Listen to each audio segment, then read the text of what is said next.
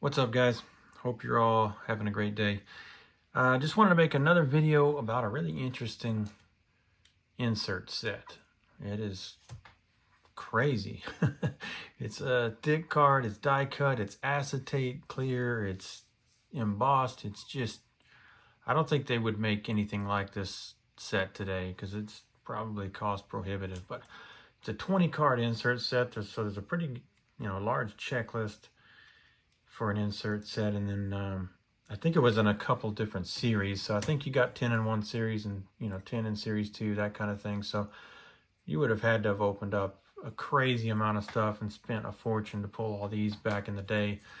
But before I get to that, probably 3/4 of the way through shipping out everybody's cards that did request a card. So my card and then the Nolan Nose Bow. Still got plenty of these. I will send these for free to anybody for as long as I have the channel. So if you just hit up my email, tell me you want one, I will send it out. And as long as I have these, and I still got quite a few, I will mail both of them to you for free. No obligation at all. But just reminding you that that's still a thing. The giveaway is closed, but there is still stuff going out. So probably 3/4 of the stuff for the giveaway has gone out. 3/4 of my cards and the Nolan Nose Bow has gone out as far as the contest is concerned. But I will always send you these for free. Just request them by email and give me your address and I will send them out. And pretty much as long as I have the channel, I will have my card, and I will send one to anybody that wants one, just so we can have a little connection in this community. I wish everybody had cards. We could trade them all the time. It'd be super fun. Trading cards is what it's all about. And if we can have friend cards, I think that's super cool. But this set here, this insert set is super cool. It's 1997, and it's EX2000, but it's a Hall or Nothing set. So it's kind of Hall of Fame related. Guys they think, I thought at the time would be having a shot at the Hall of Fame for various reasons. A bunch of them didn't, but some of them, of course, did. But check these cards out. There's Albert Belle. These things are gorgeous. You can see kind of the ballpark there. Everything's made to look kind of like the Hall of Fame. It says Hall or Nothing across the top. Then you got the EX2000 here and the name at the bottom. But this is an acetate card, so they're thick plastic. This all portion right here, as you can tell, is clear. And then you got the bronze framing, which is beautiful. You got etching all up in here. The backs look like this, so they did like a white paint. This all looks really, really cool with the ballpark or the field, and then it's just not bronze on the back. And then you got your information in the white area. So everybody's shape is different. It's all shaped to the ball player. So whoever he is, that way they can leave all this area clear. But what an awesome, awesome set. So if you have a guy that's in this checklist, man, I say you go get him. Real quick, since we're on the Albert Belle train, of course, a lot of people think he's kind of a jerk and didn't care about anybody, didn't like media, didn't like fans, but I wanted to just prove that a little bit wrong today. This is a picture I took back in, it was in Arlington. I went to see Frank Thomas, and that's where I got those pictures. But Albert Belle came over and signed for quite a bit for a bunch of people and kids. And so he wasn't altogether terrible. Just wanted to say that since we were looking at an Albert Belle card. But there is proof from me to you that he wasn't all bad. Next up, Mo Vaughn. Shout out to Shane Shoebox Legends here. This guy could mash. He is completely underrated, but super cool looking card. You can see how the white has to change depending on who the guy is, and you can see straight through the card. Mo Vaughn was awesome. Also mashed for the Mets. Here's one that's interesting. So this would fall into the category of my weird uniforms on guys, but I already have a couple cards.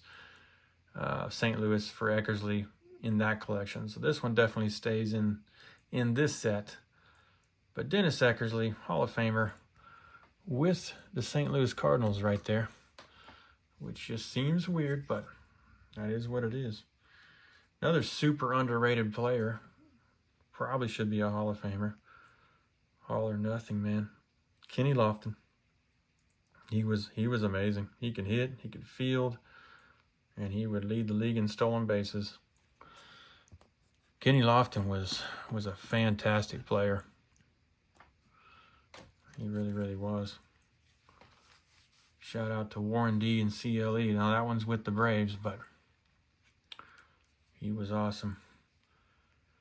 Greg Miller's favorite player, Mike Piazza. Tongue in cheek, of course.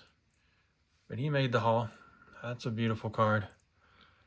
Mike Piazza. Another Hall of Famer. 500 homers, 3,000 hits. One of the very few to do that. Very underrated. His stuff should be worth more, but is what it is. It's a popularity contest, and that's the way it works. We can't change it, I suppose. But that etching, man, it just looks so cool. The clear card. It's just, these are super, super cool. I finally got what I needed to finish the set recently. The Griffey I put off for a long time. It's like vintage cards and having to get the mantle to complete the set. You know what I mean? It's on a lesser scale, but it's kind of like that, where the one guy you got to eventually get and pay up for. Another guy that I thought would make the Hall that, of course, didn't for various reasons. Juan Gone. He was awesome. People forget how good he was. Super cool card there. Just awesome looking cards, guys. I mean, I don't really see these talked about much or at all, but I think these are some of the coolest inserts ever. I mean, they're kind of very unique in what they are. Robbie Alomar, he made the Hall. This is him with the Orioles. He was double play tandem with Cal, the man, for a while there. So that was cool. My guy, and he did make the Hall, Jeff Bagwell. Super awesome card. This is probably the card that got me started on this set. Probably bought that one and then was blown away by how cool these things were. And just ended up, you know, wanting to get the set eventually. It did take me a while. This isn't something I just went out and grabbed all of. It would be too crazy to do that. But Wade Boggs, shout out to John, Wade Boggs fan. That's Boggs with the Yankees there.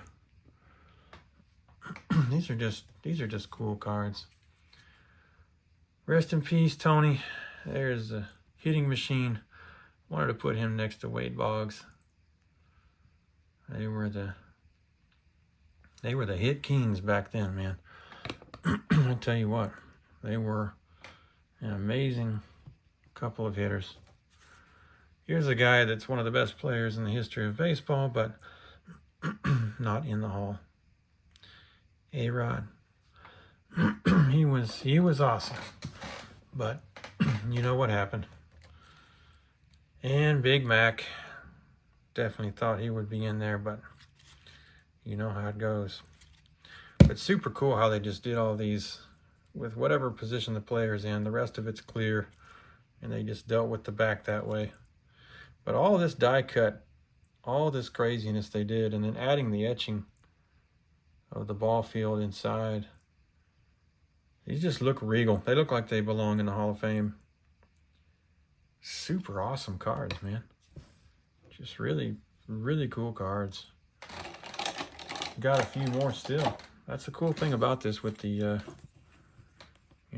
20 card checklist. It makes it where you can have a better chance of getting your guy if you want one of them.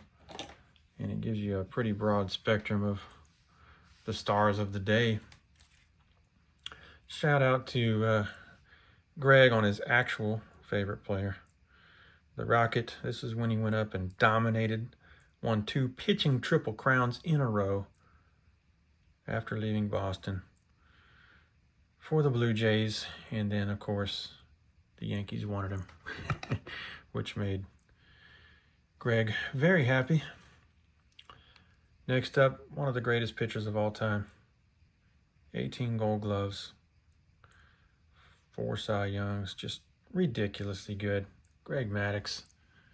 That guy was unbelievable, guys. One of my favorite PC guys, Rhino. He just got a bad diagnosis and his cancer is back and spreading to other organs, so prayers up for Rhino. He's an amazing guy. I hope he gets back to recovery with the new treatments. But didn't want to bring down this video, but that's just on my mind with him. We all wish you the best, Rhino. Super cool looking card, tracking down a ball there. Getting to the big boys here. Frank Thomas, All or Nothing. Of course, all these guys at this point are Hall of Famers. Absolute unbelievable hitter. Unbelievable hitter. But look at these cards lined up, man. These things are sweet. Next up, one of my other all-time favorites, Cal Ripken Jr. Super cool. These bronze frames are just, they're so cool, these cards. Really don't think they would make anything like this today. It would cost way too much, but die cut, etching, acetate, clear, gold embossed. There's so many technologies in one card. It's just amazing that they even made these. But I am really glad they did because, man, they are cool. They are super cool. Next up, a guy that's definitely should be in the Hall, but you know the story. Barry Lamar Bonds. Unbelievable. Only guy that you could make an argument with, could hang with the Babe as best of all time. There's certain stats you could throw out there that make Hammer and Hank look like that too, but there's not many people that could hang with him. I mean, being in the 500 club, no one will ever do that again. And the big dog that's always the most expensive in every set, Ken Griffey Jr. Really cool looking card. No doubt trotting around the bases after a home run. His helmet isn't covering up a lot of that, so you can see that etching really good. But there it is, number 2 of 20. All or Nothing. Ken Griffey Jr. I'm going to put him right up front. But look how these are lining up, man. This is an awesome set. This is an awesome set. One last thing to show you, and there's always got to be a bonus at the end, right? So you know this Ripken card. Well, they did a parallel. They did an interesting parallel. Nothing's numbered in these sets, but they did a gold parallel. So all these are bronze. There's no silver, but these are bronze. And then they did a gold parallel that was a lot harder to pull. And there it is. So I wanted one. I ran across a decent deal on a Ripken. So I pulled the trigger on that. The only difference in the card, still the same numbering and all that kind of stuff, is it is the gold parallel. And when you see them side by side in real life, it's pretty easy to tell. It's not the bronze. So super cool. All or Nothing gold. These would have been real tough pulls back in the day. But there you go. Check that out. Cool stuff, guys. Just wanted to share this interesting set. Really think it's just one of the most amazing insert sets ever that you don't hear talked about a lot, but there's so many technologies in this that I don't think we'll ever see anything like it again. Maybe kind of a one-of-a-kind set, but I appreciate you guys watching. Thanks for subbing. Thanks for commenting, everything you do. I appreciate you, and I will see you on the next one. Thanks, guys.